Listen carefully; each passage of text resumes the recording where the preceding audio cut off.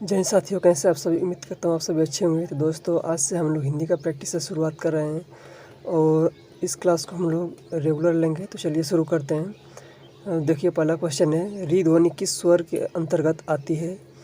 घोष वर्ण, संयुक्त वर्ण, ह्रस्व स्वर या ओष्ठ्य वर्ण?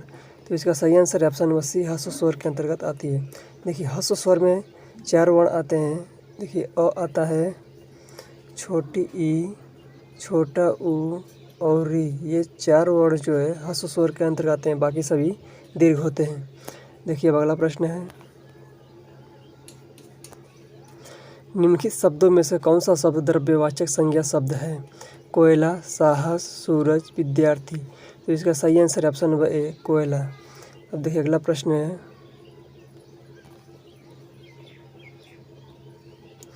वह द्वार पर खड़ा है, अनिश्चयवाचक सर्वनाम का प्रयोग कर इस वाक्य को लिखिए। तो देखिए, अनिश्चयवाचक सर्वनाम में कोई और कुछ आता है, तो ये ऑप्शन नंबर बी में जो है कोई का प्रयोग हुआ, यानी कि ये जो है सही आंसर, यानी कि ऑप्शन नंबर बी इसका सही आंसर हो जाएगा। अब देखिए, अगला प्रश्न है, बुहारी में कौन सा प्रत्यय है? तो देखिए, इसको हम लोग अलग करके देख लेते हैं। देखिए, बुहारी को अलग करेंगे तो बुहार,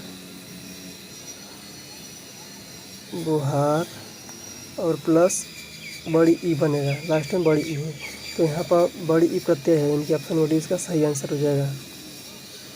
अब देखिए, अगला प्रश्न है,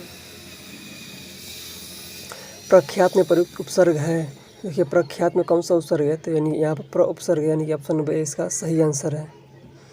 देखिए, अगला प्रश्न है, सफरी सी जल में, विहंगनी सी व्योम में, पंक्ति में कौन सा अलंकार है?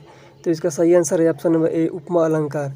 देखिए, इसमें तुलना की जाती है और इसमें जो सा, सी, से, सरिस, ऐसे सब वाचक शब्द जुड़े रहते हैं। तो देखिए, यहाँ पर सी आ रहा है, तो इसका सही आंसर ऑप्शन नंबर ए, उपमा अलंकार हो जाएगा। अब देखिए, अगला प्रश्न है,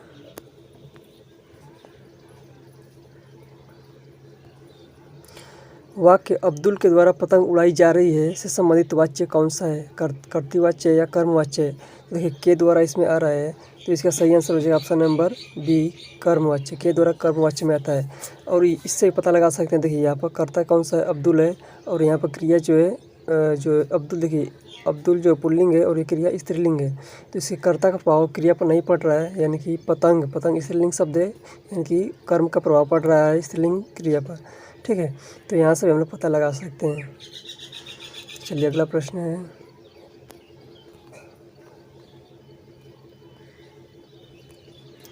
निम्नलिखित विकल्पों में से उस विकल्प का चयन करें जो दिए गए वाक्य के लिए काल के भेद का सही विकल्प है। तो देखिए, ये शब्द जो दे रखा है, इसका सही भेद क्या है? श्याम ने पत्र लिखा होगा, तो इसका सही आंसर क्या हो जाएगा? संदिग्ध भूतकाल हो जाएगा। देखिए, यहाँ पर श्याम ने पत्र लिखा होगा, यानी कि पहले ही पत्र लिख लिया होगा और संभावना की बात, संभावना व्यक्त की जा रही है, तो यानी कि भूतकाल में जब संभावना व्यक्त की जाती है तो यहाँ पर संदिग्ध भूत हो जाएगा। अब देखिए, अगला प्रश्न है, निम्नलिखित में से कौन सा शब्द द्वंद्व समास का सही उदाहरण नहीं है? देखिए, द्वंद्व समास में क्या होता है? दोनों पद प्रधान होते हैं। इसमें क्या होता है? दोनों पद प्रधान होते हैं और इसमें योजक चिन्ह जुड़ा रहता है। देखिए, इसमें छल कपट में योजक चिन्ह है, सुख दुख में है और नाक कान में है, और यहाँ पर देखिए, यहाँ पर ए में इसमें नहीं दे रखा है, यानी कि ऑप्शन ए इसका सही आंसर हो जाएगा। ए और पूछ ले, इसमें ए उपकुल में कौन सा समास है? ये अव्ययीभाव समास है, क्योंकि इसमें उपसर्ग जुड़ा हुआ है, यानी कि जो यथा, सु, ये सब उपसर्ग इसमें जुड़े रहते हैं, ये सब अव्ययीभाव में जुड़े रहते हैं। तो अब देखिए, अगला प्रश्न है,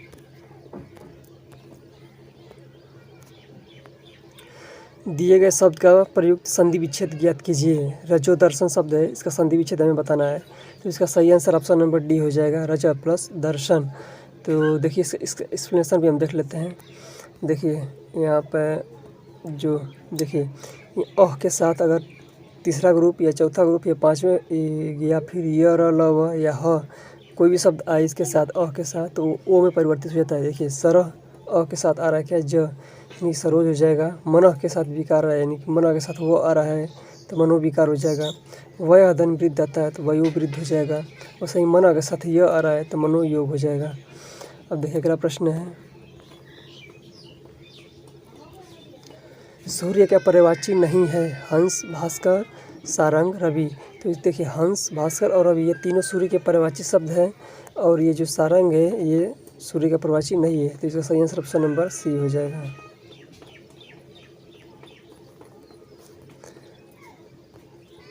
अब देखिए अगला प्रश्न है, महादेवी वर्मा को ज्ञानपीठ पुरस्कार किस कृति पर मिला है? तो इसका सही आंसर ऑप्शन नंबर ए यामा। यामा के लिए इन्हें क्या मिला है? 1882 में ज्ञानपीठ पुरस्कार ने मिला था। ये सन भी याद रखिएगा क्योंकि ये बार बार सन पूछा जाता है। अब देखिए अगला प्रश्न है, हिमतरंगी किसका काव्य संग्रह है? तो इसका सही आंसर है option number D Makhanlal Chaturvedi. अब देखिए अगला प्रश्न है, गोधूम शब्द का तद्भव है। तो देखिए गेहूँ का जो होता है वो गोधूम होता है, तद्भव शब्द गेहूँ का। तो इसका सही आंसर ऑप्शन नंबर ए हो जाएगा। अब देखिए अगला प्रश्न है, जो ममत्व से रहित हो के लिए कौन सा शब्द है? जो ममत्व से रहित हो क्या बोलते हैं? निर्मम बोलते हैं, यानी कि ऑप्शन नंबर जो है बी इसका सही आंसर हो जाएगा। तो आज के लिए इतना ही, मिलते हैं अगले वीडियो में, तब तक जय हिंद। अगर वीडियो आपको अच्छी लगी हो तो लाइक जरूर करें। धन्यवाद।